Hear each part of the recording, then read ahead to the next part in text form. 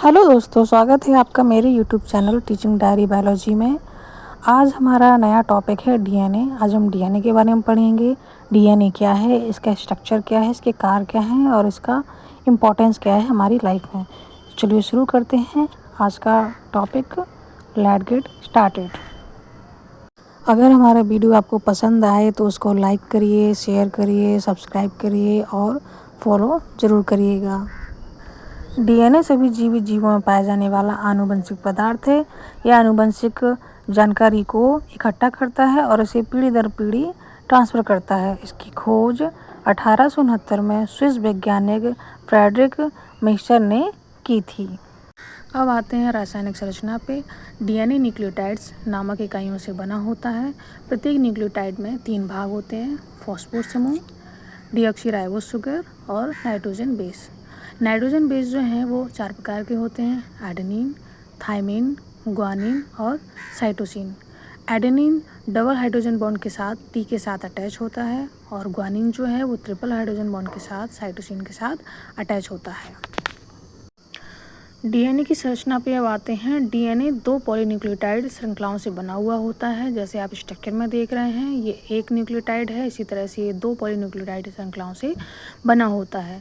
ये दोनों श्रृंखलाएं एक दूसरे के चारों ओर कुंडली मारे रहती हैं। इसको डबल हेलिक्स कहते हैं। डबल हेलिक्स की खोज जेम्स वाटसन और फ्रांसिस क्रिक ने 1953 में की थी। दोनों श्रृंखलाएं विपरीत दिशा में चलती हैं। इसको एंटी पैरेलल कहते हैं। इनका व्यास जो है वो 2 nm होता है और इनका जो पर चक्र है उसमें 10 वेज जोड़े होते हैं। एक चक्र की लंबाई जो होती है वो 3.4 nm होती है।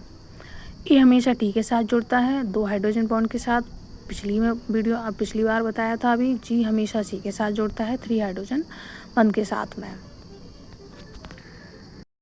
अब आते हैं डीएनए के प्रकार पे।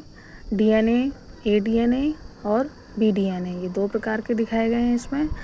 ए डीएनए जो होता है वो दाएं घुमाव मतलब राइट हैंडेड होता है, छोटी और मोटी सर्कल में होता है, जल की कमी में बनता है और इसमें बेस पेयर जो होते हैं वो 11 बेस पेयर होते हैं पर साइकिल। और बी डीएनए में क्या होता है, ये राइट हैंडेड होता है और सामान्य स्थिति में पाया जाता है। इसमें जोड़े जो होते हैं वो 10 बेस जोड़े पर चक्र होते हैं और ये अधिक स्थिर होता है। डीएनए का अगर पैकेजिंग स्तर देखें तो डीएनए जब डबल हेलिक्स के फॉर्म में होता है तो इसका नैनोमीटर जो होता है वो जो व्यास जो होता है वो 2 नैनोमीटर का होता है। और जब ये न्यूक्लियोसोम के फॉर्म में होता है तो डीएनए हिस्टोन प्रोटीन के चारों ओर लिपटा हुआ रहता है, तब इसका जो होता है व्यास 11 नैनोमीटर होता है। और क्रोमेटिन फाइबर में इसका व्यास जो होता है वो 30 नैनोमीटर का होता है। और जब ये लूप डोमेन में होता है तो ये 300 नैनोमीटर का होता है। और जब ये क्रोमोसोम में होता है तो ये 700 नैनोमीटर का होता है।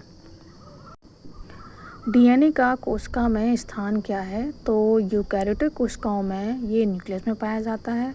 माइटोकॉन्ड्रिया और क्लोरोप्लास्ट में भी ये डीएनए पाया जाता है। प्रोकैरियोटिक सेल्स में जो होता है वो न्यूक्लियोइड क्षेत्र में पाया जाता है। अब आते हैं डीएनए के कार्य पे। डीएनए का कार्य क्या है हमारी लाइफ में, तो ये आनुवंशिक जानकारी को स्टोर करके रखता है, प्रोटीन संश्लेषण के लिए निर्देश देता है।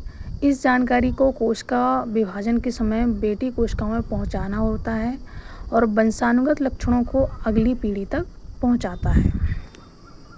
इसके महत्वपूर्ण तथ्य हैं कि डीएनए में शुगर डीऑक्सीराइबोस होती है। इसमें 2 स्थान पर OS समूह नहीं होता है, इसलिए इसको डीऑक्सीराइबोस शुगर बोलते हैं। डीएनए आमतौर पर डबल स्टैंडर्ड होता है। यह नीले धूसर रंग का तंतु ऐसा पदार्थ होता है। आनुवंशिक कोड डीएनए के नाइट्रोजन युक्त क्षारकों के क्रम में निहित होता है। तो अगर आपको मेरी वीडियो अच्छी लगी हो, चैनल को सब्सक्राइब करें, वीडियो को लाइक करें और मिलते हैं